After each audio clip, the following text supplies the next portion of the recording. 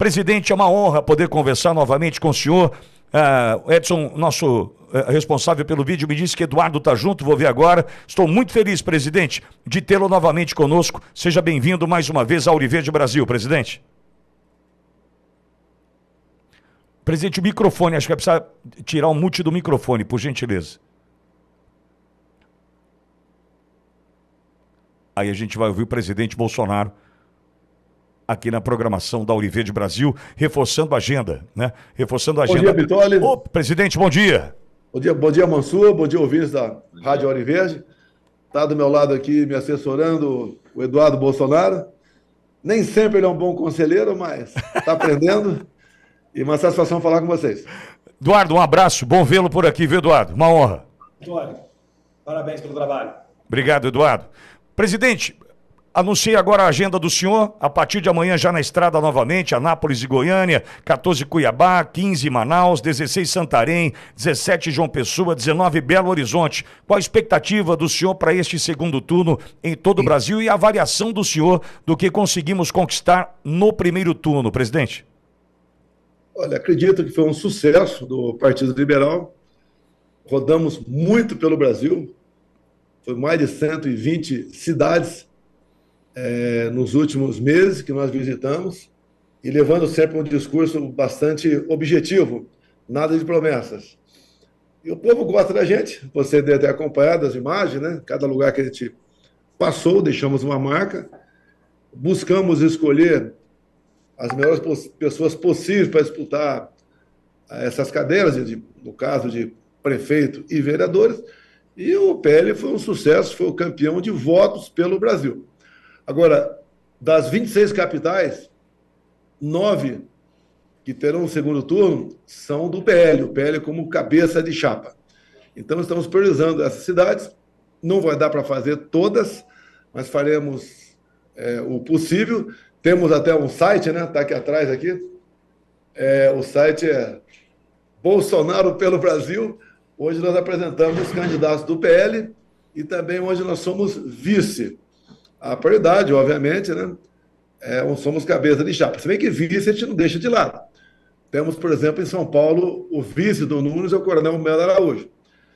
E, inclusive, quando se fala em decidir voto, quem é de direita e liberdade? Quem pensa no Brasil? Quem não quer a esquerda no poder? Quem não quer censura? Quem não quer liberação de presos? Quem não quer tudo de ruim no seu município? A hora é agora. Eu acho que não tem que decidir entre Nunes e Boulos. Por exemplo, aqui... Não, aquela matéria, essa matéria aqui. Por exemplo, em 2004, quando foram para o segundo turno, em 2014, Dilma e Aécio, eu falei, mesmo que não queira, voto no Aécio Neves. Não falei com o Aécio Neves, era deputado federal, tinha uma certa liderança especial no Rio de Janeiro, e preguei o voto em Aécio, né, contra Dilma Rousseff. Como, por exemplo, também, olha só, em 2005, tivemos eleições atípicas para a presidência da Câmara dos Deputados, e a disputa era Luiz Eduardo Grinhal, do PT, e Severino Cavalcante, do PP. Tudo de ruim caiu sobre Severino, a começar com o nepotismo. Mas entre esses dois, não tem que discutir. Apoiei e vencemos o Luiz Eduardo Grinhal, do PT, e o Severino acabou sendo presidente da Câmara. Essa disputa, Pitório, vale o programa até um dia, porque tem muita coisa bacana que aconteceu. Se você procurar no YouTube aí, o melhor discurso de Bolsonaro 2005, você vai ver. E eu pude ocupar a tribuna da Câmara por 10 minutos, porque eu fui candidato também. Porque alguns falam, o cara foi candidato 3 vezes, nunca conseguiu nada. Alguém acha que eu seria eleito presidente? Eu não tinha para oferecer o que eles queriam naquela época. Agora, eu tive 2 votos uma vez, 4 na outra e 8 na outra. Subi, né? Subi 2 para 4, 100%, 4 foi mais 100%. Mais umas 20 eleições eu seria presidente da Câmara. Mas foi a mensagem que foi dada. Eu desestruturei o Severino, o Luiz Eduardo Grinhal, do PT, que ele é advogado do pessoal dos aparecidos políticos, né? A história é longa. É aquele advogado malandro, né? Advogar para o Executivo quando o Executivo tem interesse na causa. Então, fomos vitoriosos lá. Caso São Paulo agora, até quem não gosta do Nunes, é um direito não gostar do Nunes. Quem está apaixonado pelo Marçal, tudo bem, é um direito teu. Aquele amor rápido que apareceu, de repente descobriram uma nova liderança intergaláctica, né? E se apaixonaram, tudo bem. E eleições, sempre digo, ou você escolhe o melhor ou o menos ruim. O critério é teu, é o que você tem na frente. Eleições, não é que você vai no restaurante e pede uma comida. Aqui, eleições é o self-service. Tem na mesa ali. Você vai pedir uma rabada? Não tem rabada, malandro. Ali tem carne de pescoço e a picanha do Lula. Você pode escolher. Não foge disso aí. E São Paulo, no meu entender, eu escolheria como melhor o atual prefeito pela reeleição, até porque o vice é um vice de responsabilidade. É o coronel Melo Araújo.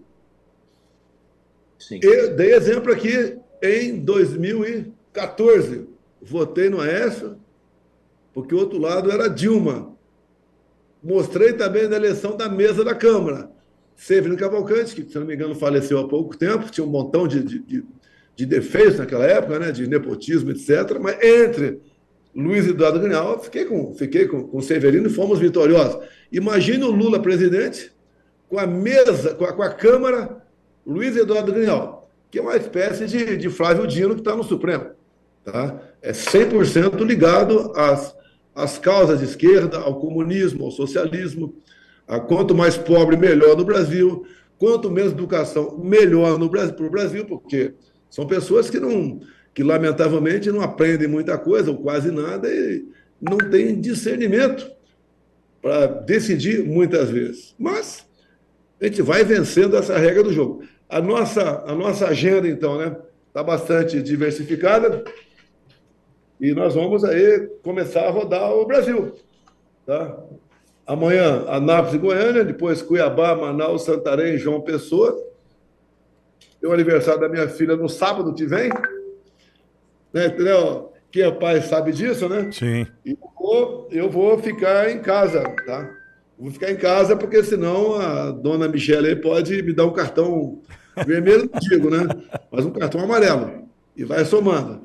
E depois a gente volta a carga na próxima segunda-feira a todo vapor, rodando por todo o Brasil também não, mas por pelo menos metade dos estados estaremos presentes. Presidente Paulo Mansur está conosco, conversávamos com ele aqui há pouco. Paulo, o nosso presidente Bolsonaro está na tua escuta. Só um registro, presidente. O deputado federal Giovanni Cherini está retransmitindo também essa live nas suas redes. Pediu para mandar um abraço para o senhor Cherini, que nos recebeu tão bem ali para aquela viagem Pelotas-Passo Fundo, viu, presidente? O Cherini... Você pode ver, o Cherini é um exemplo de uma pessoa que lá atrás era de esquerda, bem lá atrás. Era do PDT. E eu conhecia como deputado, o tempo passa, né? E ele, aos poucos, foi se transformando. Não está 100% ainda, só está 99%, mas é um grande aliado nosso, fez um trabalho excepcional no Rio Grande do Sul, buscando aí catapultar, né, candidaturas por quase todo o estado. E foi vitorioso. O PL quase não existia lá, passou a ser um partido agora de respeito lá no Rio Grande do Sul. E todos estamos envolvidos no mesmo propósito. Nós devemos, sim, com muito sacrifício, com muita pancada, com esse tufão que foi a eleição de São Paulo, o primeiro turno, né? Aprendendo, depurando. A partir de agora, um termo já, o Pitório, foi conhecido, né? A gente vai conhecendo os estrategistas intergalácticos, aqueles que sabem de tudo, né? E são muito precoces nas suas decisões, muito precoces. Isso é ruim para ele mesmo. E as pessoas vão ficando pelo caminho. Temos exemplo de muitas pessoas que ficaram pelo caminho, porque é comum acontecer, né? Até dou um conselho aí para o mais jovem que se elegeram vereador, porque já fui vereador também. Humildade acima de tudo. Vai com calma, senão você se precipita, vai dar uma chapuletada de frente de um caminhão aí e vai acabar a tua carreira política. Humildade e paciência. Alguns falam, como é que você tem gás para andar tanto pelo Brasil? Olha, ou você faz as coisas com vontade, ou você não faz. Para fazer mal feita, para cumprir tabela apenas, não faça. Eu comecei como vereador, você julga se eu tive sucesso ou não, se bem que a minha vida quase foi destruída, né, em especial quando eu me elegi presidente da República, né? Nem tanto pela facada, que a facada você sabe das consequências dela, né? mas foi a questão ética, moral, desentendimento, você leva punhalada, leva críticas, né? E eu não processo ninguém que faça. Se eles fizessem 10% que faz comigo com o Lula, estaria todo mundo preso. Hoje em dia, estaria todo mundo preso. Então, a gente luta por democracia, por liberdade de expressão, para que a gente possa realmente ter sucesso. Eu acho que o Mansur falou aí, que eu peguei um pouco atrasado, mas trocou umas ideias comigo rapidamente antes. A nossa política econômica de diminuir ou zerar impostos, que refletia em mais arrecadação. Demos um grande exemplo para o Brasil. O pessoal ficar falando de liberdade econômica, não sei o quê, não sei o quê. Nós demos exemplo. E olha que eu tive apenas 2 anos de governo, porque 2 anos foi de pandemia e pancada, né? Eu não podia ler a bula da Pfizer e falar o que eu achava da vacina, de acordo com a bula, que era antivacina, negacionista, terraplanista. Eu recomendo, em especial quem tomou vacina, né? Aqui leia o contrato da Pfizer, a bula, efeitos colaterais, para você planejar a sua vida. Ok? Estou muito tranquilo com a minha consciência. Não errei nenhuma das minhas observações. E eu falei aquilo que não que o povo queria ouvir, mas que tinha que ouvir. E talvez eu tenha sido um dos raros, né, chefes de Estado do mundo que falou a verdade para o seu povo. Mas o povo estava inoculado, né, com aquele vírus do pavor. Entrou a política no meio. Tinha uma autoridade em São Paulo que todo dia estava com a máscara e calcinha apertada, falando pelos cotovelos sobre vacinas, sobre Covid. Parecia até que era um infectologista renomado intergaláctico também. E sabemos das consequências do que aconteceu. Não se esqueça, mesmo que não goste da Bíblia, mesmo que é ateu, ali é a caixa de ferramenta do ser humano. Conheceis a verdade vos libertará. E outro muito importante, por falta de conhecimento, meu povo pereceu. Durante a Covid, não foram poucos ministros que quase alopraram comigo para não falar sobre vacina, que ia prejudicar a campanha na frente. Tá, pode prejudicar, mas não vou responder, né, nada no tocante a pessoas que porventura venham a ter problemas com a vacina. Agora, presidente Paulo Mansur deve ter uma pergunta para o senhor. Paulo, presidente Bolsonaro está na tua escuta. Ô, Pittoli, eu só queria comentar em cima do presidente Bolsonaro. Na realidade, o presidente Bolsonaro, ele fez uma gestão muito boa para o Brasil. Eu acabei de falar os números que ele pegou em 2018, por exemplo, o Porto de Santos com 468 milhões de dívida e entregou com 547 milhões de saldo positivo. Então, essa gestão que foi feita e os ministros que acompanharam ele, o presidente Bolsonaro sempre deu holoforte. E essas pessoas que estiveram do lado dele, ele acabou apontando o dedo e essas pessoas acabaram se elegendo. Senadores, governadores. A gente pega o próprio Cleitinho lá, que foi senador, era vereador, foi pedir para o presidente Bolsonaro. Bolsonaro virou o canhão para ele, ele se elegeu. Entre outros deputados, sim, como eu, por exemplo, como diversos no Brasil. Então, ele sempre deu crédito para os outros crescerem. É muito importante a gente falar isso. E dentro de São Paulo, eu lembro que eu estava com o Eduardo, a gente foi muito na casa, até do deputado federal na época, que foi o ministro do presidente Bolsonaro, que a gente queria o nome dele para prefeito, acabou não dando certo. Veio o Nunes, indicou o Melo Araújo. Você vê que as indicações do presidente Bolsonaro, elas não são erradas. Ele é uma pessoa que ele tem uma visão política. Então, a indicação do vice foi acertadíssima. O Marçal, ele tem que comer muito arroz e feijão para chegar na liderança do presidente Bolsonaro. O presidente Bolsonaro, ele convocou diversas manifestações pelo país. Ele mostrou ali a direita conservadora para o nosso país, né? E é importante a gente falar que o presidente Bolsonaro, quando o Marçal se colocou para a Prefeitura de São Paulo, ele nunca desqualificou o Marçal, porque o Marçal queria, e estava falando a linguagem do presidente na campanha do primeiro turno, fazendo tudo, né? Colocando lá partido pequeno, que nem o presidente Bolsonaro entrou na política, para presidente, motociata, tudo parecia um copia e cola de quando ele era presidente. Então o Bolsonaro não desqualificou, olhou, mas ele apontou, o que o Bolsonaro falou? Ele falou assim, calma e cautela, porque a gente não sabe o que vai acontecer se ele ganhar. Esse foi o posicionamento do presidente Bolsonaro. Calma e cautela. Sim. E agora, chegando no segundo turno, né, a gente vê o Pablo Marçal se vitimizando. A gente vê ele não sabendo perder e apontando o dedo para o Boulos, falando que o Boulos pode vencer. Saiu uma matéria hoje, que eu anotei aqui, ó, no Metrópole. Boulos falou que vai colocar proposta de Marçal para andar. Ou seja, o Boulos já se ligou que o Marçal chegou, falou, ó, o Boulos pode vencer, deu o holofote para o Boulos, e aí o Boulos vem com essa. Então a gente tem que tomar cuidado. Na realidade, a gente precisa se unir por São Paulo, porque São Paulo, depois desses depoimentos que acabou tendo, Marçal, depois que perdeu e não soube perder, São Paulo corre um risco grande. Sim. A gente não pode deixar a cidade mais importante do Brasil na mão de um invasor de terra. Sim. Paulo, eu queria até ouvir o presidente Bolsonaro nesse sentido. Presidente, a gente sabe que a política é a arte do possível. E a gente sabe que o senhor é um grande estrategista. O senhor tem uma visão além do alcance e consegue, às vezes, fazer com que nós venhamos a entender a política a partir do seu olhar.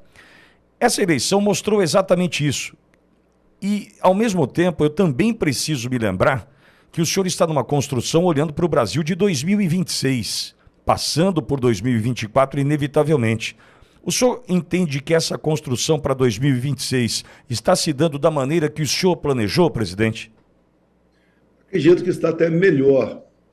Não é eu apenas, né? A equipe está do meu lado, aqui em Brasília, o pessoal do meu lado aqui, parlamentares outros, como nós temos aí o nosso Paulo aí assistindo, participando do programa, entre outros, e o pessoal, a maioria, tem realmente um sentimento para onde nós podemos ir.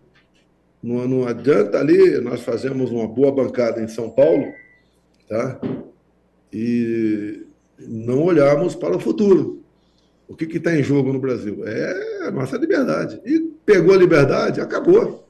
Acabou. Você pode ver. O manual da esquerda aí. Como é que você consegue conquistando? Vai dividindo. Desde lá de trás. Hoje você, por exemplo, quando eu converso com pessoas humildes e falo ideologia de gênero, já sabe o que é isso aí. Ninguém quer para o seu filho isso aí. O Joãozinho, 5, 6 anos, fala, não, mas eu quero usar saia, eu quero fazer uma cirurgia. Não tem cabimento. Não tem cabimento uma coisa dessa aí. Agora, você me pergunta, né? Quando começou isso? Eu tenho que saber a origem. Eu pergunto também, né? Quem não respeita uma criança de 5, 6, 7 anos de idade merece o nosso voto? Isso tudo começou em 2009. Um decreto do presidente Lula da época. Decreto que é o PNDH3. São 180 itens. Vou falar só 2. Um dos itens, desconstrução da heteronormatividade, para usar na escola. É para falar para o garotinho de 5, 6 anos, o teu pai podia ser 2 homens, ou 2 mulheres. Para que isso? Todos nós nascemos de um macho e fêmea. Por que isso? Para que isso? Dá uma de Maria do Rosário, né? Mas o que é isso? Mas o que é isso? Covardia. Covardia. O pai pensando que o filho está em boas mãos. Eu sei que a maioria dos professores são boas pessoas, mas é aquela história do cesto com uma laranja podre, né? O pessoal vai contaminando.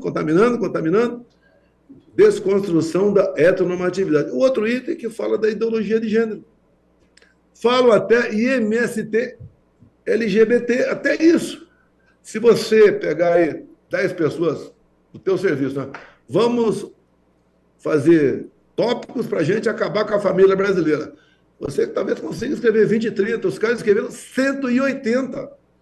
Até quando fala dos batalhões da Polícia Militar pelo Brasil, para ser usado em época de parada LGBT. Até isso. Os caras vão no detalhe. O sotache do soldado não pode ter velcro, porque ele pode tirar o velcro. Tem que estar costurado em letra maior que o normal.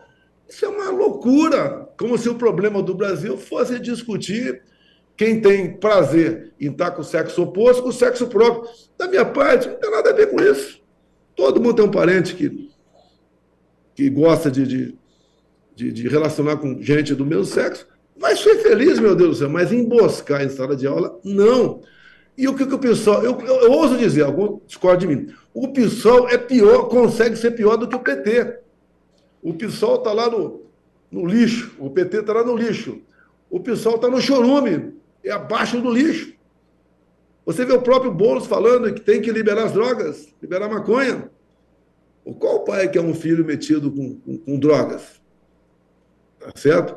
Então, tudo que a sociedade nossa não aceita, ou a grande maioria não quer, os caras pregam em cima disso. Você pega uma moleque de 15 anos de idade dentro da escola, os 3 estados físicos da água, não sabe. 7 vezes 8, não sabe. Raiz quadrada de 4. Quando sabe, responde errado, 2. Não, a resposta é mais ou menos 2. Não tem malícia. Qual o futuro dessa molecada? Eu fui numa fazenda 5G em 2002, lá com o Ciro Nogueira, né, no Piauí, era o meu chefe da Casa Civil, um trator numa fazenda 5G. E lá tem meia dúzia de painéis com gráficos. Hoje em dia, você pega um garoto universitário, poucos sabem interpretar um gráfico. Coisa simples. Qual o nosso futuro? Quando você vê o mundo interferindo no Brasil na questão meio ambiente, eu sempre disse, né, o Macron tem que mostrar para mim qual é a largura da mata ciliar nos seus rios, para depois vir encher o nosso saco aqui. O que o Lula faz? O Macron, num momento difícil do seu país, né? Porque um país lá da África, me fugiu o nome aqui, decretou sua independência, ou deram um golpe lá, e passou a não mais fornecer urânio para a França. O que o Macron veio fazer? Veio aqui no Brasil, historinha de cobertura com o Lula, que o Lula é um capacho deles, e resolveram assinar acordo de fornecimento de urânio. Eu não tenho certeza, mas parece. Atenção, cearense. Aí tem Santa Quitéria, uma cidade, uma região daí, que tem urânio. Parece que Santa Quitéria vai ficar na mão dos franceses. Então, essas questões todas, temos que botar na mesa e ver que a esquerda é isso que está aí, é entregar tudo. E o cara de esquerda, quando ele perde um mandato, é diferente de um cara de direita. O cara de direita fica triste, mas vou voltar para a minha atividade. O da esquerda vai fazer o quê? Vai procurar uma boquinha no outro município. Eles vivem disso. A esquerda é como berne e carrapato. Se tirar da vaca, vai morrer porque não vai ser vegetariano. Ele vive de sangue da vaca. Essa é a esquerda. Essa é a esquerda entreguista que está aí. Olha, o Eduardo podia falar melhor do que eu até. Olha a questão da relação internacional do Brasil. Nós estamos no eixo aí de Rússia, China, Irã, Nicarágua, Venezuela, Cuba. É o nosso time. É o nosso time. Hoje em dia, essa última do ministro da Defesa, não é culpa dele, não. Também não vou dizer que ele foi 100%. José Múcio, onde declarou, o Exército fez uma licitação, os judeus ganharam. Mas, por questão ideológica, Israel está fora. Ou seja, a gente vai, se quiser comprar algo semelhante para o Exército, vai ter que ser em outro país. Duvido que alguém faça um produto melhor do que esse, já que foi feito por Israel, e mais barato. Quem vai pagar a conta? É o povo. E nós nos afastamos de Israel. Se Israel cortar relações conosco, é pior do que os Estados Unidos cortar relação conosco. Estamos nessa iminência. E cadê aquele pessoalzinho de São Paulo, aí na USP, né? Cartinha pela democracia. Até o Lula assinou cartinha pela democracia. Cadê? Esse pessoal tem que ser da toca. Esse pessoal tem que mostrar agora que realmente comigo era ditadura, e com o Lula era democracia. Olha o que está acontecendo. Vocês viram algum problema comigo com outros países do mundo? Nenhum, zero. Maduro não entrou aqui no Brasil. Vai entrar para quê? O que ele tem para nos oferecer? Então, essa relação, essa política externa do Brasil é péssima. As votações lá na ONU, né, nessas questões do Brasil, aí, o Brasil só volta com os ditadores do mundo todo. Eu lembro lá no início do governo Lula, lá no primeiro mandato dele, ele foi para o Irã e defendeu que Ahmadinejad pudesse enriquecer urânio acima de 20%, que era para fins pacíficos. Olha a cara de pau. O Irã fala o tempo todo, eles querem varrer Israel do mapa. E temos hoje em dia, uma suspeita de uma possível guerra. Israel-Irã. Como vai ficar o mundo? Daí o Brasil também não toma certas decisões, como vendeu um armamento que não interessa para a gente, munição para a Alemanha, mas como a Alemanha pode repassar para não sei quem, que vai para a Ucrânia, que pode usar contra a Rússia pode melar o acordo de fertilizantes, que eu tratei disso em 22, início de 22. Eu fui na Rússia, tratei com o Putin o fornecimento de fertilizantes para nós, para não colapsar o agronegócio. Agora, o que nós compramos lá de fora, na foz do Rio Madeira, nós temos aqui. Por que não explora? Porque são fracos, né? A liderança do Brasil são fracos e não querem explorar potássio, né? Entre outras coisas, na foz do Rio Amazonas, na foz do Rio Madeira, porque como é que fica a nossa política ambiental? Qual país do primeiro mundo tem moral para dar lição de meio ambiente? Agora, 2/3 do nosso Brasil está da mesma forma quando Pedro Álvares Cabral chegou aqui. Se perguntar para o moleque também quem foi Pedro Álvares Cabral, ele vai achar que é o novo contratado aí, não vou dizer do Flamengo nem do Palmeiras, né? Mas talvez aí me desculpa aqui, eu não quero ofender ninguém. O Ibis, pronto. Novo contratado do Ibis, tá certo? Então, o nosso Brasil é isso aí. Ou a gente se liberta disso, e eu faço um trabalho enorme antes de 2018, durante o meu mandato e agora, para mostrar para o povo o que é o Brasil. Tanto é que você vê surtindo efeito. Pessoas usam verde e amarelo com orgulho, canto nacional, defende a família brasileira, não quer o filho aí na ideologia de gênero. Quantas vezes em movimento por aí eu pego um molequinho, qual a tua idade? É Joãozinho. O pai dele, que eu não sei quem é, quer que daqui 20, 30, 40, 50 anos, ele continua sendo João. E a Mariazinha é a mesma coisa. Qual pai quer ver? Não, a minha filha está aqui de 30 anos, mas quando tinha 10, ela fez operação e mudou de sexo, porque ela se identificava dessa forma ou daquela outra forma. Mas essa esquerdalha é tão canalha, essa esquerdalha, eles dizem que o moleque de 6 anos pode definir o sexo, mas com 17 pode estuprar, matar como champinha, e tudo bem, pô.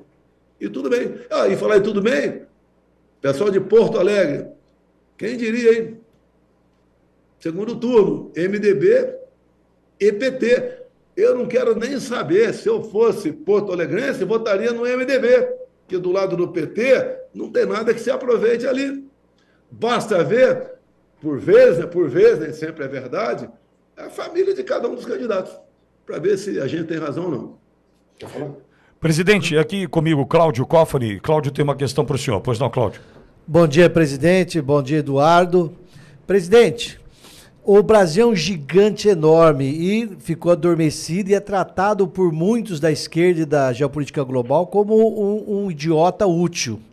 O senhor cresceu no brasileiro essa percepção do nosso gigantismo, poder e força. O senhor está fazendo um trabalho de estadista, que é unificar o Brasil. Essa corrida eleitoral está bem claro isso para todos nós. O senhor assume essa posição de estar agindo como estadista, alguém que está fazendo a unificação nacional em prol do Brasil melhor para todos? Na minha frente aqui tem um mapa do Brasil, com todos os estados. Olha lá para cima, você vê Roraima. Acredito que hoje muita gente saiba o que é Roraima, dado o que nós falamos ao longo de alguns anos. Você pega um aluno do 2º grau, tabela periódica, muitos nem sabem o que é isso. Na época eu tinha na cabeça todos os elementos da tabela periódica. Roraima, além de uma tabela periódica, exceto os gases, deixa bem claro, para não me adjetivar, né? Tem lá em Roraima. E lá tem uma coisa fantástica. Tem um rio chamado Rio Cotingo, e lá o Vale do Rio Cotingo são 12 quilômetros por 600 metros de queda. Ali tem o potencial para gerar energia para atender, no mínimo, toda a região norte, ou metade do Nordeste. E eu digo, né, se eu fosse rei de Roraima, em 10 anos, talvez um pouquinho mais, eu tivesse uma economia próxima do Japão. E nós não damos bola para isso. Aceitamos trabalho de ONGs, que demarcam cada vez mais terras indígenas. Deixo claro, eu não demarquei nenhuma terra indígena, não é por maldade, não. Os indígenas, grande maioria, me adoram. Durante o presidente, e depois também, quando deixei o mandato também, tenho visitado em especial de Mato Grosso, os parecis, e por sermos um país rico, uma potência enorme em biodiversidade, em riquezas minerais, na agricultura, na pecuária, belezas naturais, clima aprazível, água doce, tudo, tudo. Tá? Junto com o Tarcísio, inclusive, nós facilitamos a habilitação de hidroaviões, que o Brasil é uma pista, né? Tem pista em qualquer lugar. Até para mostrarmos a Amazônia realmente quem é a Amazônia. Tá? Então, isso tudo nós mostramos. Muita gente tem noção disso. Repito, né, não fomos avante, porque 2 anos de pandemia e ataque da mídia e do Supremo também, né? Pelo menos uma ação por semana, pancada em mim. Inclusive pancada sobre morte de índio, sobre fogo. Alguém viu alguma ação do Supremo contra o Executivo por causa disso? E olha que pegou mais fogo agora do que lá atrás. Morreram mais Yanomamis agora do que lá atrás. E imagine uma pandemia com o PT. Em falar nisso, parabéns ao povo de Araraquara. O seu Edinho do PT foi enxotado. Exatamente. Tem o doutor Lapena, o novo prefeito. Aí, Lapena, olha a tua responsabilidade. Eu não pude ir, mas... Eu passei lá dias antes da eleição. Eduardo foi, a dona Michele foi também. Tá certo? É um trabalho que a gente faz no Brasil todo. Já há rumores, pai, de que o PT está deixando uma bomba relógio para o doutor Lapena lá. Vai ter que desarmar ainda essa. Eu imagino, Eduardo. Mais que medicina, doutor. Tem que fumar. Eu sempre falo para o pessoal, né? Olha, não aceite indicações para o secretariado de amiguinhos. Ou de três vereadores ali que, olha, para ir votar com você, tem que botar esse cara na Secretaria de Transporte. Olha, toma cuidado. Você não se arrepender a vida toda com processo até não querer mais. Faça um bom trabalho. Não se preocupe com a reeleição na frente, que você será reeleito. O meu caso é a parte, é bem a parte o meu caso. Tá? Se Deus quiser, a verdade virá à tona brevemente. Ok? Mas no resto, tudo bem. Pô. Presidente, tem aqui também o João Vitor Teófilo, acho que tem uma pergunta para o senhor também, não é, João? Bom, é? Tenho sim, Pitoli. Presidente Bolsonaro, bom dia para o senhor, bom dia para o Eduardo, está aí também, obrigado por falar com a Auriverde mais uma vez. Minha pergunta é bastante direta, o senhor já voltou a usar o X? Eu não sou ruim na internet, né? Mas já abri aqui, ontem eu vi o Kim Paim, tá? Ela que está lá na Austrália, né? Nem posso ouvi-lo todo dia, porque é 1h10 em média o programa dele, é muito longo, mas uns 20, 30 minutos por dia eu assisto ao Kim Paim. Dessa vez foi pelo X. Tá? Ele publicava em outras plataformas, eu ia atrás, mas eu acho que foi pelo X, que já está abrindo o X, né? Já está funcionando de novo. Eu só queria dizer o seguinte, que ontem nós aprovamos na Comissão de Relações Exteriores um requerimento para que deputados americanos, parlamentares americanos, sejam ouvidos em audiência pública na Câmara dos Deputados acerca de toda essa censura do X. Os Estados Unidos estão olhando bem próximo a isso. Eu nunca vi uma interação tão grande entre os Estados Unidos e Brasil em termos legislativos, e eles estão estudando, porque foi realmente um laboratório de censura eleitoral aquilo que aconteceu aqui, tanto que várias imprensas estão dando conta de noticiar que a eleição pesou na hora de decidir sobre o banimento do X do Brasil. A gente está de olho nisso e estamos lutando contra. Muito importante, hein? Tem eleições dia 26, né? Mas dia 4, no mês que vem, também temos eleições. 5 de novembro nos Estados Unidos, terça-feira. 5 de novembro, terça-feira. Gente, obviamente, quem está morando lá, o brasileiro que mora, sabe o que está acontecendo. Se tiver na dúvida, Trump, eu não sei como é que vota o Trump lá, porque não tem número, né? General César, algum nome? Republicano. Partido Republicano. Para todos os cargos, Partido Republicano, que tem reflexo para o mundo todo, especial para o Brasil, a eleição de Donald Trump. Presidente, e esse pós-eleição em São Paulo, inevitavelmente nós acompanhamos a entrevista do pastor Silas Malafaia a Mônica Bergamo, os disparos do Massal com relação ao pedido de desculpas. Qual a análise do senhor? É tão importante para nós, do ponto de vista estratégico, entender o que o senhor vê diante disso. É dividir de fato? É um chacoalhar desnecessário? Qual a leitura? O que o senhor pode nos ajudar para entender o que aconteceu em São Paulo, em especial nesse início de semana, presidente? Deixa eu só abrir aqui, antes de estar com a presidente, eu acho, assim, de um brilhantismo, entre aspas, pessoas quererem acusar o cara que resgatou a direita de dividir a direita. Exato. Né? Mas acho que cada vez está ficando mais claro para cada um a intenção de todos nós aqui.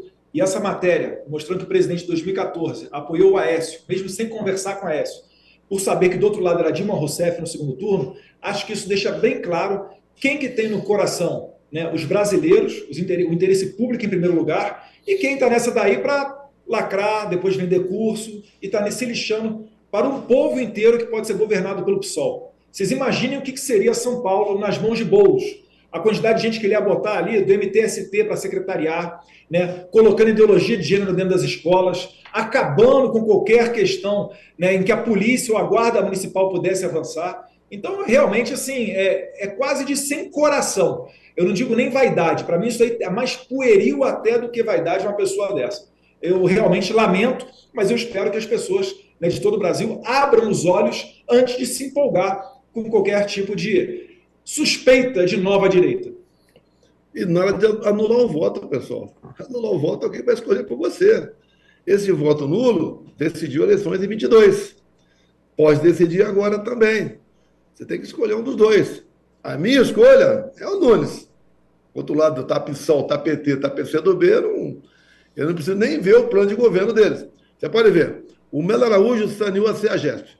O maior entreposto aí de produtos do campo aí da América Latina. Que tinha de coisa errada lá é inimaginável. Vá lá e converse com quem frequenta lá a CEAGESP, com 50 mil pessoas por dia, o que era antes do Melo Araújo, durante o Melo Araújo e agora. Quem está tomando conta da CEAGESP agora é o pessoal do MST. E voltou toda a bagunça, voltou lá. E os postos da Prefeitura de São Paulo, que são muitos também, vai ser ocupado pelo MTST. Já imaginou como é que fica aí a questão da Cracolândia, com o Boulos defendendo a liberação das drogas? Eu acho que não tem que discutir esse assunto, o mínimo de raciocínio. Tá? Agora, você falou de Malafaia. Olha, o Malafaia foi o cara que fez meu casamento, há 17 anos. Sempre conversei com ele. Ele tem um gênio explosivo, tá? Tem uma visão realmente muito boa das coisas, mas, como ser humano, no meu entender, dá uma pisada na bola. Ele queria que eu entrasse na porradaria com ele desde o começo contra o Paulo Marçal. O que aconteceu com o Marçal? Até setembro de 22, ele enfiava pancada em mim. A diferença do Lula para o Bolsonaro é um dedinho. Eu já conheço o cara de trás. Todos que se apaixonaram agora, achando que ele é um puro, que apareceu no mercado como apareceu a virgem do lábio de mel, tamo junto, se equivocaram. Você não tem uma vida pregressa dele, defesa da direita. Não existe isso. Apesar de ele falar que conheceu a esposa dele virgem, a mulher é o marido de uma única mulher, etc. E ele é dúbio quando fala quando se converteu, quando se converteu. Mas o primeiro contato meu, então, foi ou melhor, o último contato meu foi uns 2, 3 meses atrás, num apartamento aqui em Brasília, só eu e ele, mais ninguém. E conversamos, ele pediu uns aconselhamentos, umas ideias, o que era isso, o que era aquilo. Eu conversei com ele. Obviamente, né?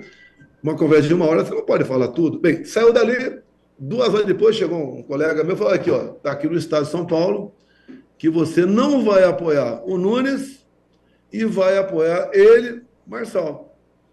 Quando o estado de São Paulo publica uma nota dessa, rapidamente se explode, né? O Brasil todo. Então a ideia que chegou para o Brasil todo, que eu estava com o Paulo Marçal, estaria com o Paulo Marçal como nosso candidato, e não o Nunes, apesar de eu ter indicado o vice Melo Araújo. A partir desse momento, perdeu sua oportunidade de qualquer diálogo.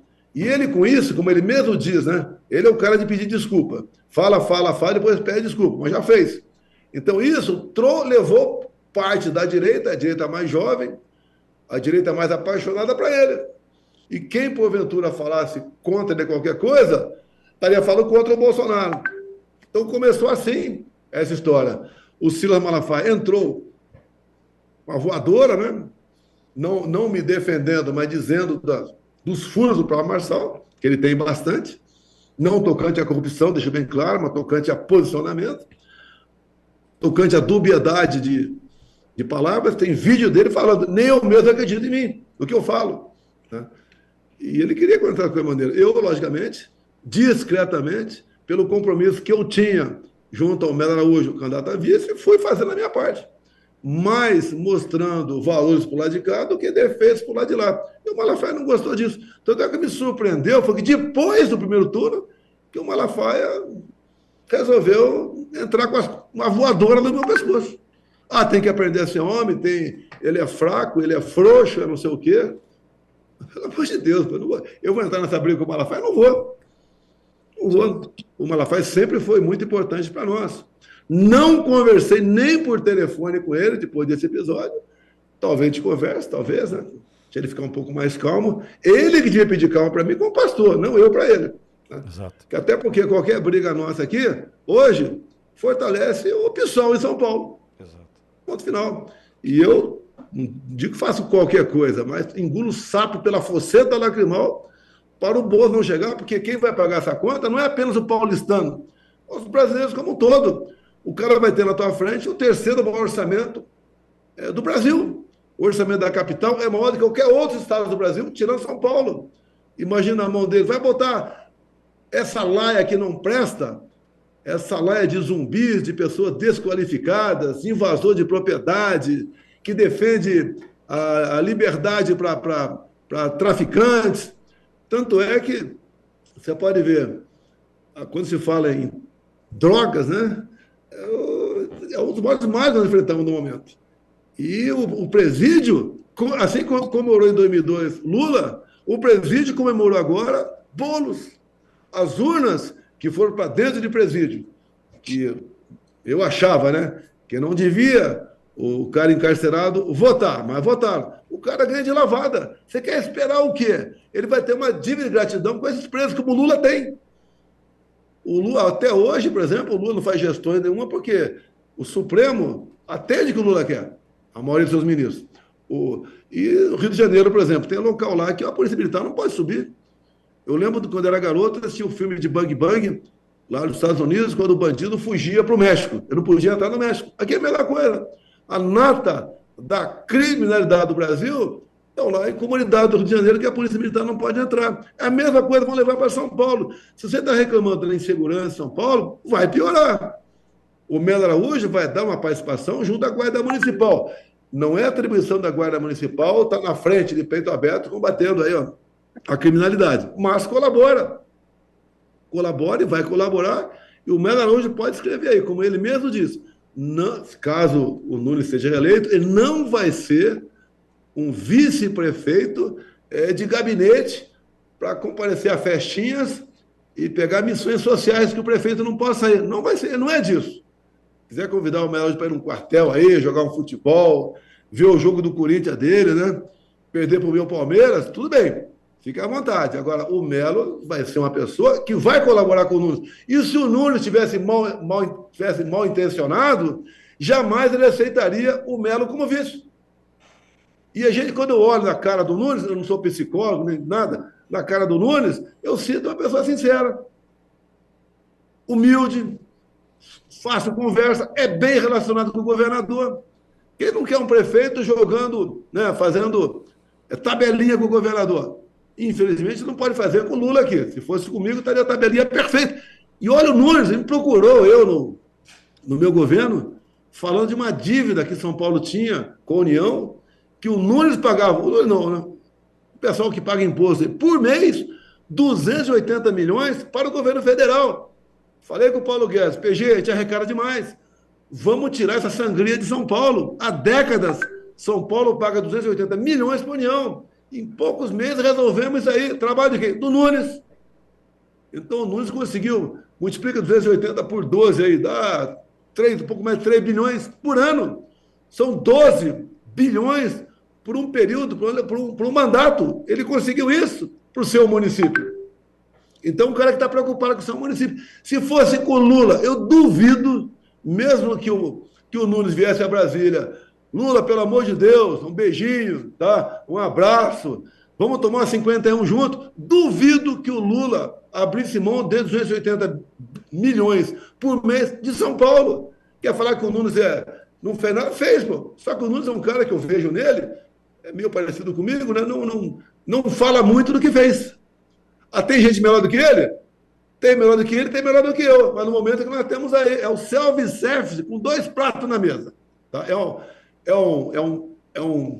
Vamos assim dizer, é uma corvina e um baiacu. Você pode escolher, vai de corvina o prefeito ou vai de baiacu, que é o Boulos. Não se esqueça que baiacu mata. Tá? Tem que tomar cuidado com esse peixe chamado baiacu. Um bom apelido para ele, já que ele gosta de botar apelido nos outros também, né? Um bom apelido para ele. Presidente Paulo Mansur está aqui ainda conosco. Paulo, o presidente está na tua escuta. Olha, analisando tudo que o presidente está falando, né, a gente vê que o nosso país já olhou muito a administração da esquerda, olhando muito o que o Bolsonaro fez, e a resposta está nas urnas, né? Foram 15 milhões de votos aí nos candidatos apontados pelo presidente Bolsonaro, e a maioria das prefeituras eleitas, foram mais de 200 mil habitantes. Ou seja, prefeituras principais dentro do Brasil foram eleitas a partir do presidente Bolsonaro. E também vereadores com recorde de votos. A maioria dos vereadores que foram também eleitos pelo PL dentro do Brasil tiveram um recorde de votos. O presidente Bolsonaro, para mim, na minha opinião, ele é uma pessoa que tem uma visão política muito grande. A gente vê que ele apontou para o astronauta virar senador da República. E muitas pessoas falavam que ele não poderia ser um senador da República aqui dentro do estado de São Paulo. Assim como o Tarcísio, que não era da cidade de São Paulo, não era do estado de São Paulo, e sim do Rio de Janeiro. Então, a visão política do presidente, eu acho muito interessante. Então, quando ele aponta, quando ele falou, olha, quando ele não desqualificou o Marçal, porque o Marçal estava falando a linguagem da direita, e ele também viu que parte da direita estava emocionada com o Marçal, ele foi muito inteligente, no meu ponto de vista, e corajoso. Ele acabou tirando um pouco o pé, entendeu a situação, mas pediu para o pessoal ter cautela, e o pessoal, né, porque o pessoal, a gente não sabia depois do poder o que o Marçal iria fazer. E agora a gente vê na perda dele, ele se tornar uma pessoa que perdeu a eleição e não está sabendo lidar com isso. Então, a gente olhando para trás, vê que o Bolsonaro tinha razão nos posicionamentos dele. Então é isso, eu acho que a gente precisa realmente olhar para o presidente Bolsonaro, porque o Olavo de Carvalho falava, não existe direita no Brasil, existe o presidente Bolsonaro. Né? O presidente Bolsonaro acabou assumindo o poder, e quando ele assumiu o poder, ele conseguiu fazer coisas que muitos presidentes não tiveram coragem de fazer. Então, o governador Tarcísio, algumas pessoas falam, depois que ele apoiou o Nunes, o governador Tarcísio é de esquerda. O governador Tarcísio está fazendo muita coisa dentro do estado de São Paulo, no estilo que o Bolsonaro fazia. Hoje ele tem secretarias técnicas, conseguiu tirar do papel o trem intercidades, né? Porque a gente tem dentro do estado de São Paulo como se fosse diversos países da Europa. Então, o estado de São Paulo é muito grande. E a gente sabe que a Europa é interligada por trem. E a gente vai ter o trem interligando aí São Paulo-Campinas, um futuro de trem ligando a Baixada Santista, São José dos Campos. Então, a ideia do governador Tarcísio de tirar do papel é muito importante e vai avançar o estado de São Paulo, privatizar a Sabesp, aumentar o salário dos policiais que foi aumentado. Sim. Tanta coisa avançou São Paulo com o governador Tarcísio, e ele é o quê? É uma cria do presidente Bolsonaro, né? Então, diversos deputados hoje que estão fazendo pelo país, inclusive eu que fiz essa lei, que foi sancionada para combater estuprador, é cria do Bolsonaro. Foi ele que inventou. A realidade é essa.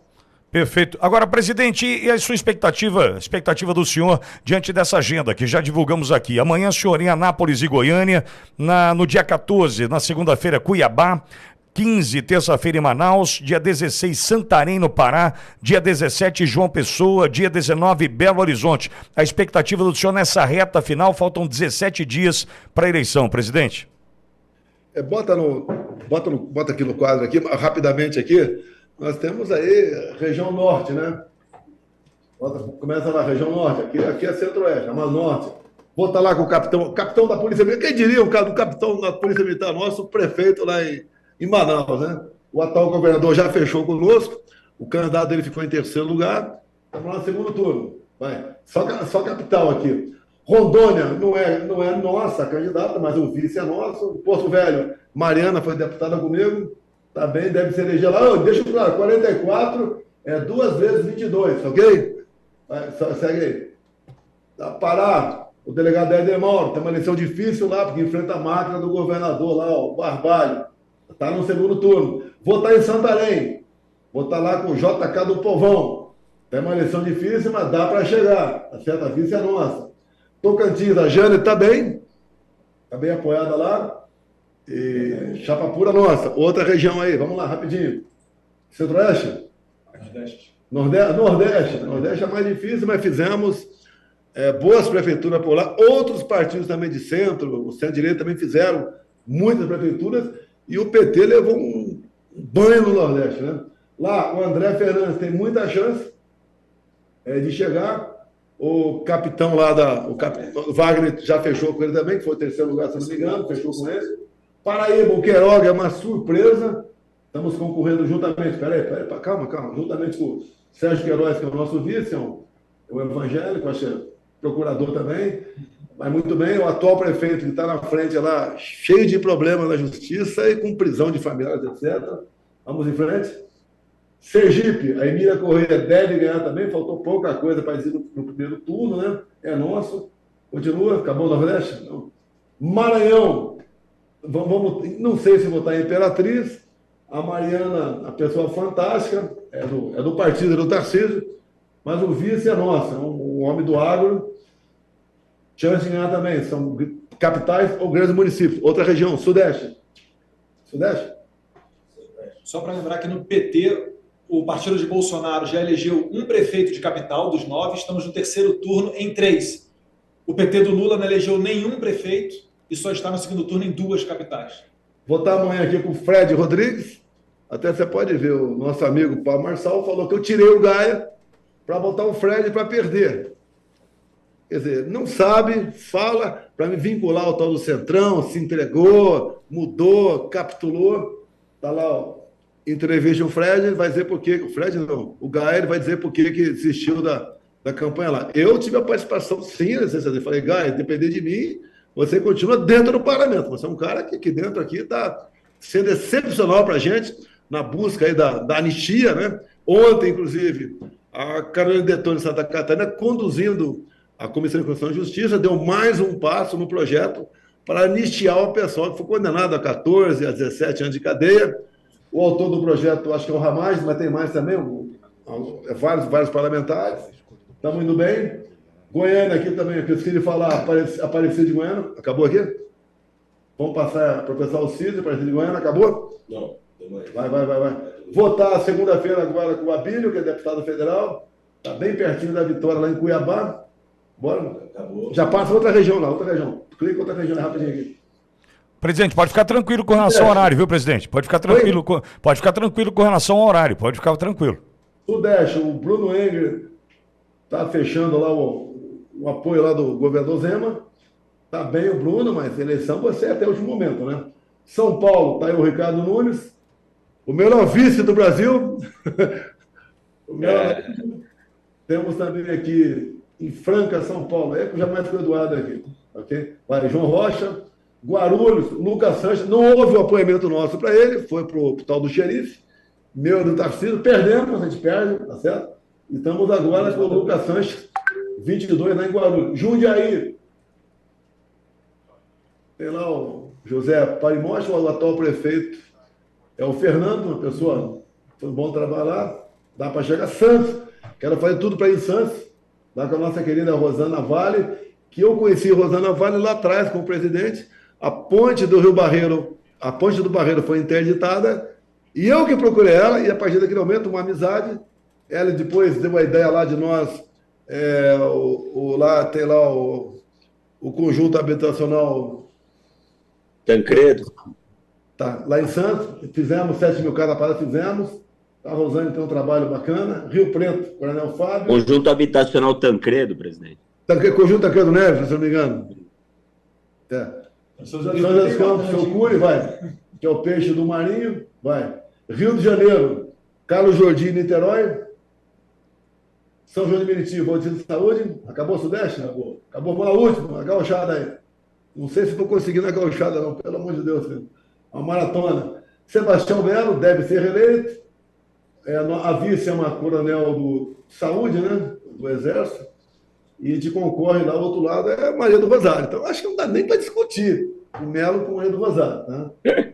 A Canoas, pela o Ayrton Souza, 22. Caxias do Sul, Maurício Scalco. Pelotas, Marciano Peronde. Acabou? Acabou. Eu acredito que a gente faça mais da metade desses nomes. Se já estamos bem agora, fica melhor ainda, porque todas as pessoas têm um alinhamento ideológico conosco. Não é a ideologia do Bolsonaro. É o que a gente bota aqui, me permite aqui, que a gente bota aqui no nosso decálogo, né? A gente bota no decálogo e defendemos a Constituição, a família, a vida desde a concepção, a liberdade de expressão, a propriedade privada, o legítimo direito à defesa, a diminuição da carga tributária, fizemos isso, a liberdade econômica, o agronegócio e o combate às drogas. Tá? É isso aí. Coisa simples. Você pega com um eleitor do PT e perguntar o que ele acha disso aqui, ele concorda no mínimo com 90% do que está aqui. Por que você vota no PT? São Paulo, por exemplo, é a cidade que tem mais nordestino do Brasil. Por que São Paulo é a cidade que tem mais nordestino do Brasil? Porque o Nordeste, em muitos estados, sem oportunidades, a pessoa vai procurar emprego onde? Basicamente São Paulo. E olha que era para ser a melhor região do Brasil, que o PT está há 20 anos dominando o Nordeste. E o pessoal começa e sabe que é interessante, presidente, sabe que é interessante também, que eu estava lembrando aqui, que você, quando presidente, fez parcerias com diversos países para trazer tecnologia para o Brasil. Eu lembro quando você foi para Israel para pegar a tecnologia deles de água lá, porque é um país que tem muita seca. O Elon Musk trouxe para pôr internet, né, onde não tem no país. Entre outros países, entre outros empresários que você quis trazer para o nosso país, e tudo está sendo acabado pelo PT. Né? Todo esse trabalho que você fez está sendo destruído pelo Partido dos Trabalhadores. Vê coisa rara o Elon Musk sair do seu país. Veio no Brasil.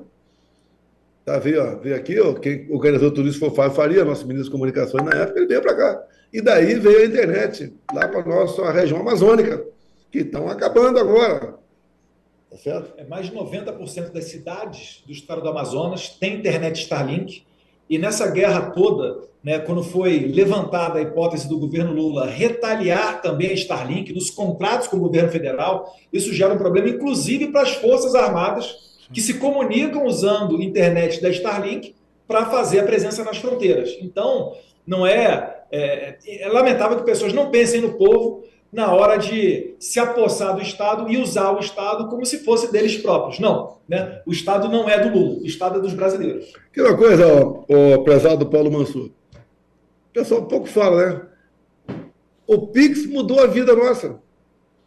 Da onde veio o Pix? Nosso governo, Banco Central. No tempo que o ministro do Banco Central, que era o Roberto Campos, era subordinado a mim. Foi feito o Pix sem taxa nenhuma. Mudou. Até já que você falou em violência agora há pouco, no caso de estuprador aí, usar tornozeleira, parabéns à tua proposta, né? O número de mortes, violência em caixa eletrônica praticamente zerou. O cara não vai mais em caixa eletrônica. Caixa eletrônica, assim como o orelhão, foram aposentados. E nós transformamos o Brasil o segundo país mais digital do mundo. Em São Paulo, o Tarcísio pegou parte da minha equipe aqui de Brasília. Então, o Tarcísio está me devendo, hein? Pegou parte da minha equipe aqui de Brasília e está aí, como ágil, por exemplo, no Detran. Você pode comprar hoje o teu carro sem sair de casa, ou vendê-lo. Isso é bacana pra caramba. E isso vai facilitando a vida das pessoas. Agora, muito importante, você pode ver, motociclistas. Tínhamos uma programação nossa, agora mudou, né? E nós botamos em prática. Vê junto com o Tarcísio aí. Motociclista não paga pedágio na Dutra. Deve estar em torno de R$15 o pedágio para automóvel, metade por uma moto. Então, um motociclista na Dutra, né, que morava no Vale do Paraíba, ia trabalhar e voltava com pedágio, está gastando menos R$15 por dia. E o que é mais importante, não é apenas o pedágio. O número considerável de acidentes com motociclista acontecia na praça do pedágio. E quando os caminhões iam parando, frenando, né, para pagar o pedágio, caiu na pista. O motociclista também tinha que parar para pagar o pedágio, acabava escorregando e acidente. Também passamos de 20 para 40 pontos para se perder a carteira. Dobramos a validade da carteira de habilitação de 20 para 40 pontos. Tinha multas de R$10 mil para caminhoneiros. Passamos para 10%, no máximo R$500. Acabamos com os simuladores para você tirar a sua habilitação. Antes de eu e o Tarcísio, o caminhoneiro pagava no pedágio o eixo levantado. Acabamos com isso. Quando foi relicitada a Dutra, acabou o prazo, o pessoal de fora, obviamente, queriam criar mais uma praça de pedágio lá entre Volta Redonda e Resende e também em Guarulhos. Ele procurou o prefeito Guti de Guarulhos, trouxe esse problema e levei para o Tarcísio, Tarcísio, os caras vão querer enfiar isso aí. Não vamos aumentar a praça de pedágio, não. Não criamos mais praça de pedágio. Vocês acham? Se fosse com um governador, como esses outros que passaram por aí, teriam no cantinho conversado para criar uma nova praça de pedágio ou não? Claro que teria. A minha briga, por exemplo, contra os radares do Brasil todo. Tínhamos 8 mil radares no Brasil, passando para 1.000 e poucos. Eu espero que o prefeito de São Paulo, prefeito do Brasil todo também, que tenha essa indústria da multa em seu município. Eu tenho conversado com o pessoal do nosso partido. Acabar com essa brincadeira. Que esses pardais são mais para arrecadar do que prevenir acidentes. Vamos facilitar a vida das pessoas. É o Pix, é Água para o Nordeste. Tinha a máfia do carro-pipa, né? O presidente deixar de pagar eu. Tinha a máfia do carro-pipa no Nordeste. Esse é outro. E aí depois da água para o Nordeste melhorou a vida, mas falam que ainda, depois que o Lula assumiu, voltou, né? Olha só, comigo queriam que eu cobrasse dos governadores 400 milhões por ano sobre a transposição. Eu falei com o Paulo Guedes, vai cobrar, os caras não vão pagar. Vamos arranjar uma... Nós pagamos números aproximados, hein? O pessoal tem uma ideia de números aproximados sobre a transposição São Francisco, que era para ser concluído em 2010. Mas graças aos aditivos, né? O PT gosta disso, né? É mais um dinheirinho. Não ia sair nunca a transposição São Francisco. Números aproximados. 12 dias de bombeamento equivalia a 1 ano de carro-pipa. A máfia do carro-pipa, que o Paulo Manzon está se referindo, é o seguinte, que você tinha uma maneira de saber se o cara entregou água ou não, um GPS no caminhão. O que muitos faziam? Botavam o GPS numa motocicleta, faziam o percurso, entregou água. Pô, os caras, brincadeira, hein? Ô petralhada sem vergonha, pô. Não via isso? Ou ganhava dinheiro... 2 vezes, né? Ganhava dinheiro e ganhava voto. Que tinha que falar com alguém importante do PT no Estado para o carro-pipa chegar. É Brasil. Presidente... Eu vou levar uma hora de programa aqui, mas não quero abusar da vitória. Não, o presidente está em casa, né? Aliás, ouvi-lo é importante para a gente entender o que está acontecendo, o cenário, o momento. Até porque, presidente, a gente aprendeu muito com o senhor. E quem ainda não entendeu que ouvi-lo é uma oportunidade de entender para onde precisamos olhar do ponto de vista estratégico, né? Pena de quem ainda não entendeu. Estou só preocupado com o horário do almoço do senhor aí, presidente. Não. Estou meio barrigudo aqui. Se eu ficar sem almoçar, melhor ainda. Não sei se o Eduardo pensa da mesma maneira aqui. Eduardo está inteiro. Presidente, pois Eduardo. Quando o Mansur falou do Pô de Santos, o prejuízo anual era anual de 500 milhões. Entregamos com lucro de 500 milhões. Essa é a diferença. 1 bilhão ia para onde? Alguém levava essa grana. Quando você vai para Itaipu Binacional, a mesma coisa. Era sempre no 0 a 0 todo ano. E nada mais. Nós como chegamos lá com o general, que era o Silvio Luna, presidente da República Nacional, foi eleito prefeito agora em Foz do Iguaçu, fechou as torneiras, e não é fácil fechar a torneira, não pensa que é dar cartão vermelho, tudo bem. E é uma estatal que todo mundo ficava de olho, porque por não ser auditada, tinha um pessoal mais importante que queria meter a mão lá. Então, com o dinheiro que sobrou ao longo de 3 anos e meio, fizemos a segunda ponte com o Paraguai, não é uma pinguela não, uma ponte de 500 metros de vão. Alongamos a pista do aeroporto de Foz do Iguaçu em 600 metros. Asfaltamos para o governador Ratinho a 50 quilômetros da Transboiadeira. Atendemos com pequenas obras mais de 50 municípios periféricos do Lago Itaipu. O Jorge Seif, faltava o último passo para nós começarmos a praticar piscicultura no Lago Itaipu. A projeção inicial nossa, segundo o Jorge Seif, que é senador de Santa Catarina, era aumentar a produção de pescado no Brasil só no Lago Itaipu, e o equivalente a 20%. Um trabalho que o Jorge Seif fez, que pouca gente reconhece, quando ele assumiu, foi no Supremo Tribunal Federal, por sorte, estava com o Cássio Nunes, né? E ele conseguiu mandar para o espaço uma lei lá do Rio Grande do Sul que era proibido pesca de arrastão. Ou seja, o camarão criava no Rio Grande do Sul, migrava para a Argentina, o pessoal pescava lá e vendia cá. E mais ainda, né? Muitos peixes que podiam ir para o norte, para o norte também, não iriam, prejudicando a pesca no litoral de Santa Catarina e do próprio estado de São Paulo, e Paraná também.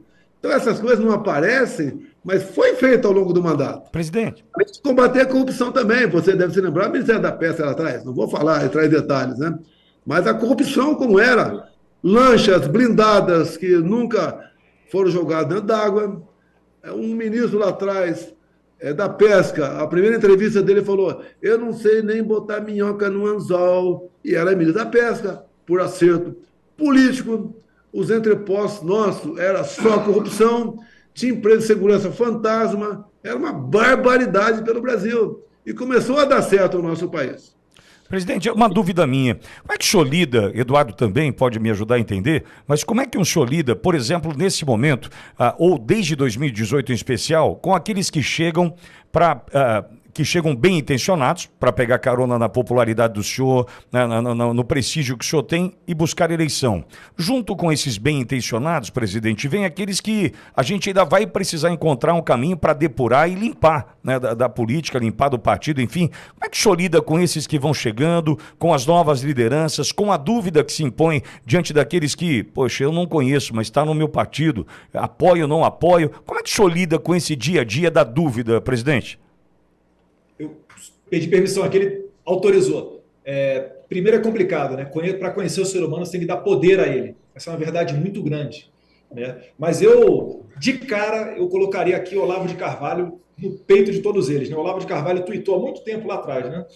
Todos os que subiram ao poder na esteira do Bolsonaro, aprendam enquanto é tempo. Fiquem do lado dele ou serão odiados pelo povo, tanto quanto são os comunopetistas. Não tenham a ilusão de representar a direita. No Brasil não existe direita nenhuma, só existe o Bolsonaro. E por que o Olavo de Carvalho falava isso? Porque, na verdade, o presidente foi responsável por resgatar a direita do Brasil. Antes ali de 2016, 2017, ninguém nem se falava direita. A gente achava que a direita era o PSDB do Alckmin.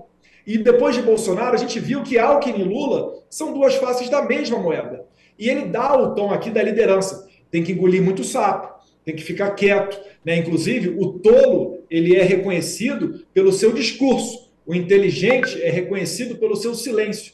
Então, é se espelhando nele que a gente vai aprendendo como é que a banda toca. Eu mesmo aqui estou do lado dele, tendo o privilégio de ter uma aula grátis de política, coisa que falta a muito candidato, não é isso, presidente? Vai perder o Pix esse mês. Ô, presidente, deixa eu só falar uma coisa aqui, você falou do Porto, eu dei uma levantada e eu acho um negócio fenomenal. Quando você pegou e assumiu, era uma dívida de 468 milhões, que estava no ano de 2018. No primeiro ano de mandato seu, em 2019, você já deu um lucro de 87 milhões. Então, ou seja, você pegou o Porto de Santos com um déficit de 468, poderia até ser que no ano seguinte ainda tivesse um déficit de 200, por exemplo, milhões. Eu que sou empresário, sei como é que é, né? Você vai secando. Mas não, no primeiro ano seu, você já conseguiu dar um lucro de 87 milhões. E aí no ano seguinte, 202 milhões em 2020, 2021, 329 milhões, e 2022 você encerrou com 547 milhões de lucro. Então, ou seja, quando você assumiu a presidência, você já conseguiu secar as torneiras da corrupção e do déficit que o país estava, né? Você pegar os Correios, olha só, quem está no ouvido aí, vê um carteiro da rua, for meu chapa teu, pergunta, posso ver teu contra-cheque? Tá? Então, os carteiros têm um desconto extra do fundo de pensão dele, chamado Postales, de no mínimo R$ 500 até 2030. Porque lá atrás, Lula e Dilma entregavam esse fundo de pensões para companheiros. Daí eles compravam papéis de empresa da Venezuela, por exemplo. Não sei nem falar papel podre, né? Papel higiênico usado. Tá? E depois um aviãozinho de verde e amarelo, buscar essa brincadeira lá, etc. E o rombo foi tão grande no Postales, nos Correios, que os funcionários, no mínimo, têm um desconto de R$ 500 extra até 2030. O mesmo com a Caixa Econômica, o mesmo com a Petrobras. Será que com tudo isso acontecendo, e nós saneamos o Correio, tínhamos um general que era o diretor dos Correios, né? Ele botou uma diretoria bastante... Floriano Peixoto, bastante responsável, e entregamos com lucro bilionário. Nesses 18 meses de Lula, já está com prejuízo bilionário. Pessoal dos Correios, se prepara que vai ter mais uma cota extra para o Postales, para você receber a pensão no futuro, né? De até 2040 no mínimo. Se prepare. O pessoal que acreditou no pai dos pobres, eu não quero falar muita coisa aqui, né? E vamos de frente. É isso aí. É igual aquele casal que briga, né? Que o marido bate na mulher, infelizmente. Isso é um crime hediondo para mim, tá certo? E a mulher consegue sair de casa, as duras penas, vai cuidar da vida dela, tem que cuidar da vida dela, e de repente ele passa perto dela e leva de volta para dentro de casa. Não dá para confiar nesse tipo de gente. Vai ter problema de novo. Tá? E a grana é que move esse pessoal da esquerda. A grande maioria da esquerda é grana, é dinheiro fácil da corrupção. Você pode ver o caso simples aqui. Uma vez chegava um parlamentar para mim que queria um cargo de R$ 12.000, um DS, né, num tal local. Você pode pensar, o que é um cargo de R$ 12.000 para o cara votar contigo a vida toda, né? Você fala, pô, podia comprar esse cargo por 12 mil, né? O governo tem 20 mil cargos em comissão. Mas ele falava, eu dou esse cargo para você. Agora assina aqui que o indicado é teu. Ele não aceita. Só que esse cargo de 12 mil mexe com 300 milhões por ano. E esse parlamentar mal intencionado, que tem muita gente bem intencionada aí, que foram amigos meus, quer de canudinho, sem responsabilidade. Pintou o problema, é do ministro ou do presidente muitas vezes, né? E nunca é do parlamentar que indicou aquele cargo lá. Então, essa dificuldade, para você entender como é que funciona por dentro o parlamento, não é um santo novo que você vai botar lá que vai resolver. Como até dizia o Olavo de Carvalho, né? A presidência é a cereja do bolo. O pessoal que está do teu lado, você fala em traíras do meu lado, não é só com mandato. Tem sem mandato também. Que o cara está preocupado com a vida dele. Não vou falar o nome, são 2 irmãos aí que não vou falar o nome, tá? Que pensavam dessa maneira. Ficaram muito conhecidos, né? Então, no ostracismo, essa loura aí, né? Está bem produzida agora, é a mesma coisa. Chegou com 1 milhão de votos e já chegou, poucos meses depois, já querendo dar as cartas, decidir. Demos uma função de liderança dentro do parlamento, se perdeu, depois na reeleição teve 13 mil votos, e agora para vereadora teve 1.000 e poucos votos. Então, e outra coisa, se você não tiver alguma experiência, dificilmente você vai se dar bem. Quando me comparo com um candidato a prefeito em São Paulo, que foi em 3º lugar, peraí, não compara não. Em relação a ele, eu sou bem mais velho. Então, a minha experiência, eu tinha lá 2 anos de empregado no Jornal Estado de São Paulo, entregando jornais em Eldorado Paulista. Até agradeço o emprego que o Estado de São Paulo me deu, com 15 anos de idade, porque sempre sobrava um jornal, quando não sobrava, tinha uma pessoa que entregava lá que não estava em casa, eu lia o jornal ali na rua e devolvia lá para o prédio. Tive depois 15 anos de Exército Brasileiro, que te dá uma experiência. Não tem como. 3 anos de fronteira em Newark, uma experiência muito grande. E depois, 2 anos de vereador, Rio de Janeiro, e depois 15 anos, 28 anos de deputado federal. Há uma diferença, a gente sabe como é que funciona. Mesmo sabendo que tivemos dificuldade. Quantas vezes com a equipe lá, porque não são todos ministros juntos, né? Não interessa um assunto, 2, 3, 4, 5, meia dúzia ministros, a gente arrancando os cabelos, como resolver esse assunto. O que alguns do parlamento querem, bem intencionados, outros nem tanto. E resolvemos, passamos. Né? A economia foi um sucesso com o Paulo Guedes. As medidas todas adotadas, né? A garotada, mais de 1 milhão de jovens que tinham uma dívida impagável com o FIES, resolvemos. É como eu disse, água para o Nordeste, ferrovias, a Norte-Sul não saía por questões ambientais, tá? O FIOL, e tantas outras. Infelizmente, a Ferrogrão está parada por uma decisão monocrática, aí o Parlamento Brasileiro, por decisão monocrática de um ministro supremo, a Ferrogrão não sai do papel. A Ferrogrão que liga Sinop a Porto de Mitituba, 930 quilômetros. Descoberta do Tarcísio, aqui eu não conhecia nada, ele conhecia, pô, tá certo? Então, essas questões todas, um país do tamanho que é o nosso, não é fácil você comandar. Você vê o vexame que o Lula está pagando na política externa.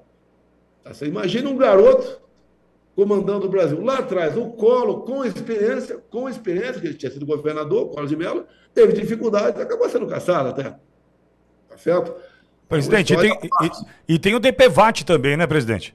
Nós acabamos com isso aí porque o foco de corrupção. 80% dessa grana ia para o bolso de uma pessoa, ou uma pessoa coordenava tudo isso aí. Resolvemos com o Paulo Guedes aí, acabamos com isso aí. E quando se fala em democracia, seguro. Paga quem quer, poxa. Quem tem uma moto em Eldorado Paulista, por exemplo, dificilmente vai ter um acidente.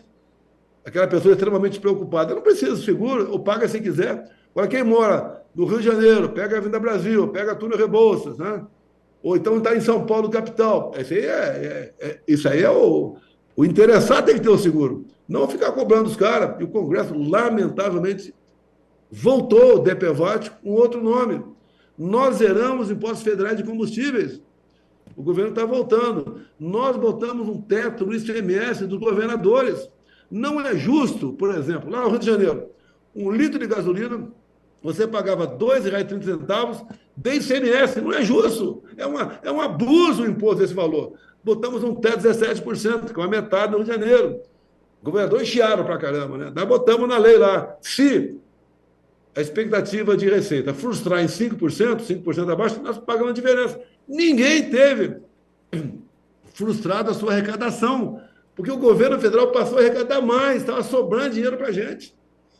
E assim o Paulo Guedes também teve a ideia de reindustrialização das fábricas, das indústrias do Brasil. Ele baixou em 1/3 o IPI de 4 mil produtos. Na crise dos combustíveis também, o que podiam fazer para ajudar os caminhoneiros? Zeramos o imposto de importação de pneus, de peças para tratores. Zeramos o imposto de importação de jet ski. Apanhei muito quando zerei imposto de importação de jet ski. Só porque ele tem jet ski. Eu estou zerando o imposto de importação porque eu quero ter um jet ski mais barato. Zeramos. Viu o trabalho de jet ski lá no Rio Grande do Sul agora? Com as enchentes. E o jet ski, quem tem, usa no máximo 2 meses por ano. O jet ski está dando emprego para quem está na marina lá, lustrando, né? Passando lá uma vaselina, ligando o motor. Ideia do Gilson, por exemplo. O Gilson chega para mim e fala, Gilson lá de Pernambuco, né? Chega, misturado, fala, Bolsonaro, a Europa tem 7 mil veleiros. Um pelo outro, cada veleiro tem 2 empregos, de forma direta ou indireta. Vamos fazer a mesma coisa no Brasil. Fomos na Camex, resolvendo, zeramos o imposto de importação de veleiros. Zeramos os impostos também de material para gerar energia solar. A garotada do gamers, nós fomos gradativamente zerando vários produtos de gamers, que gamer passou a ter a validade de uma carteira de trabalho também no Brasil. Tem competição, etc. Nego enche aí, ginásio, isso aí. Zeramos. Medicamento. Até o imposto da Marinha tinha um imposto, né, para quem mora de frente para a praia. Não, essa aí é outra história. Esse aí tem um projeto de lei. Lá atrás, como deputado, trabalhamos nisso. Basicamente, a bancada do Rio trabalhou muito no passado, não tivemos sucesso. E agora já passou na Câmara e está no Senado. E estão falando que queremos privatizar praias. O governo federal, esse do PT, é malandro. Ele é malandro. O que diz o projeto que está lá no Senado, que o meu filho Flávio é o relator? Está acabando com os impostos chamados terrenos de marinha. Não tem nada a ver com a Marinha de Guerra do Brasil. Tá? É o Laudêmio. Laudêmio. Fórum Laudêmio e uma taxa de uso, 3 impostos. Mais ou menos, cada pessoa que tem um imóvel, um apartamento na beira da praia, paga o equivalente em IPTU nisso tudo. E isso foi criado no passado para quê? Para proteger os proprietários de ataques de piratas. Tem que acabar com isso. Daí que o governo faz? Como essa grana vai para o governo? Ele fala que o Flávio Bolsonaro quer privatizar as praias. Botamos nessa proposta de emenda bem claro que nenhuma praia pode ser vedada o acesso por parte da população, sob nenhum aspecto, a não ser definido em lei. Ninguém quer privatizar a praia, meu Deus do céu. Sim. Agora, eu acho que o Senado vai aprovar isso aí e vamos acabar com foro, laudêmio e taxa de uso por parte de milhões de pessoas, né, que têm propriedade aí na costa do Brasil.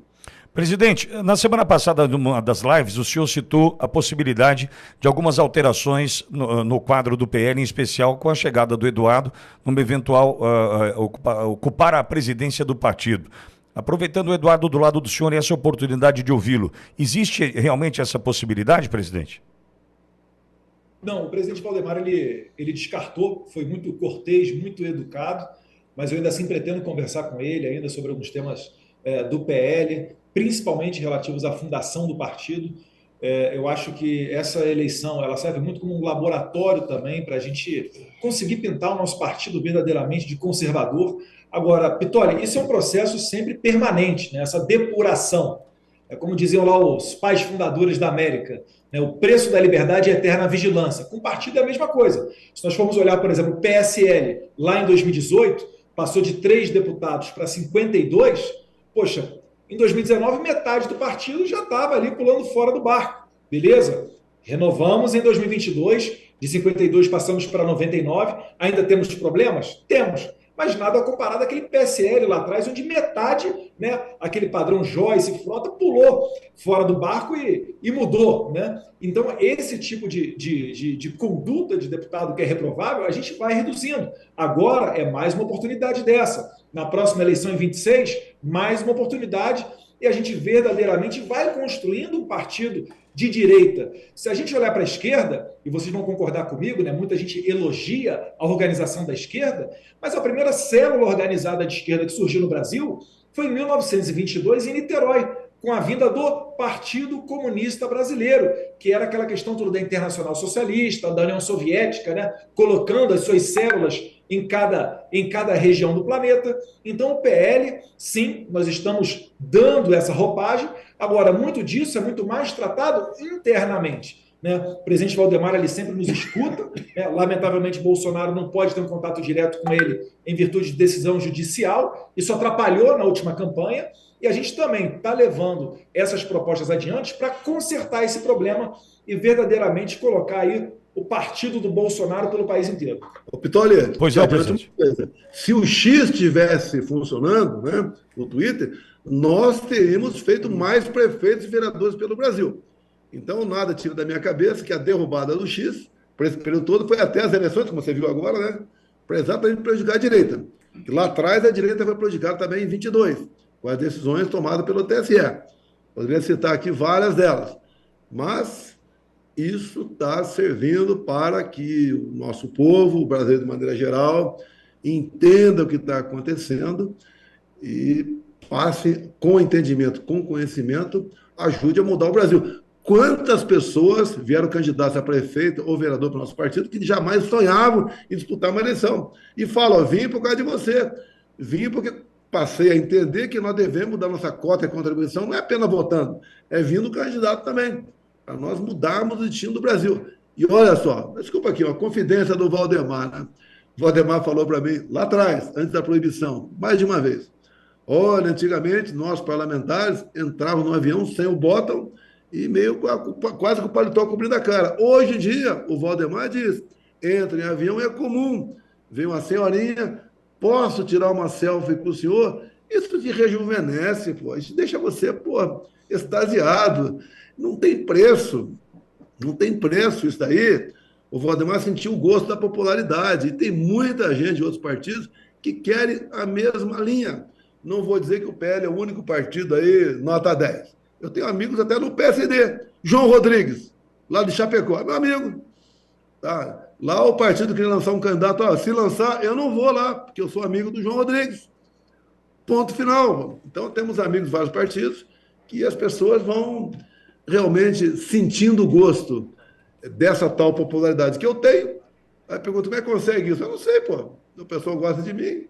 Talvez seja o João 832, talvez seja a sinceridade, tá? O pessoal entender que eu sou tão humano quanto ele. Talvez seja a forma de eu cumprimentá-los, de passar ali nos alambrados, ali com a cara no povo, né? A maneira como eu me comportei enquanto presidente da República, sem máscara, tá? A coragem de voltar ao Brasil com todos os riscos que eu tinha. Alguns me chamam de covarde, né? Eu voltei para o Brasil. Eu tinha uma proposta para ficar lá nos Estados Unidos ganhando 30 mil por mês, dólares. Tá? Salário que podia, em função da produtividade, até ganhar mais. E eu tive que mudar de casa quando estava na Flórida, lá em Orlando, porque a média era 500 pessoas por dia para tirar foto. Eu saía 8, 9, 10 vezes fora de casa para tirar foto. Saí para outro local lá para ficar mais escondido um pouco. Voltei para o Brasil, com todos os problemas, com ameaça de prisão, entre tantas e tantas outras coisas. Então, isso é ser covarde. Vir para o Brasil, né, para enfrentar uma possível prisão arbitrária, que não tem motivo para prisão para cima de mim. Se tiver motivo, vai lá. Não tem dólar na cueca, não tem desvio da Petrobras, muito pelo contrário. Se é desviado 200 milhões da Petrobras, não tinha problema nenhum. As acusações são infundadas, não tem base para isso, e eu só posso ser preso, no meu entender, na base da arbitrariedade. 1 ano e meio de investigação, e quem me investiga não é só a imprensa lá atrás. Tá? Com meus imóveis todos. Lembra, 100 imóveis que eu comprei com dinheiro frio no Vado Ribeira? Ah, que covardia é essa, pô? Pelo amor de Deus, tá certo? A gente pode explicar um dia esse negócio aí para quem não entendeu ainda. É a imprensa, é a Polícia Federal, o tempo todo, tá? E não acha nada, não é que não vai achar nada, não é que não acharam nada, não vão achar nada. Agora, qual o medo deles, de muita gente? Que eu botei ali, eu abri as vísceras, a barriga do gigante chamado Brasil, botamos as vísceras para fora e mostramos como funciona a engrenagem aqui em Brasília. E quando você fala, como o Paulo Mansur falou agora há pouco, sobre Santos, 1 bilhão por ano a diferença. Quem perde essa grana fica revoltado comigo, quer voltar a meter a mão nessa grana. Ouso dizer que a harmonia voltou em Brasília com a minha saída. Eu não tinha arranjado encrenca com ninguém, não. No caso de alguns arroubos aí, alguns palavrões, acontecia. Quem nunca fala, né? Tem gente que não fala, tudo bem. Mas era por uma causa justa. A pandemia marcou a todos, a guerra lá fora, que eu fui negociar pessoalmente com o Putin, 3 horas conversando com o Putin, tá? 3 horas conversando com o Putin, até, eu posso dizer, né? Quando nós criamos a medalha 3I aqui, que é uma brincadeira, eu cito as pessoas que ganharam a medalha 3I. O Putin recebeu, o Milei, Trump, Victor Orbán, Paulo Mansur. Pitoli, já ganhou a medalha 3I, Pitoli? Não tive a honra ainda, presidente. Estou preocupado, viu? Você já passou no teste aqui. Você é o próximo encontro nosso. Tu vai receber a medalha 3I aí, tá ok? Obrigado, presidente. Presidente, muito obrigado, viu, por estar conosco. Acabou, peraí. A motocicleta aqui e aqui o mérito, né, de quem ganha a medalha 3I. Pitoli, muito obrigado pela oportunidade, Pitoli. Paulo Mansur, que me deu a dica aí. Um abraço, valeu.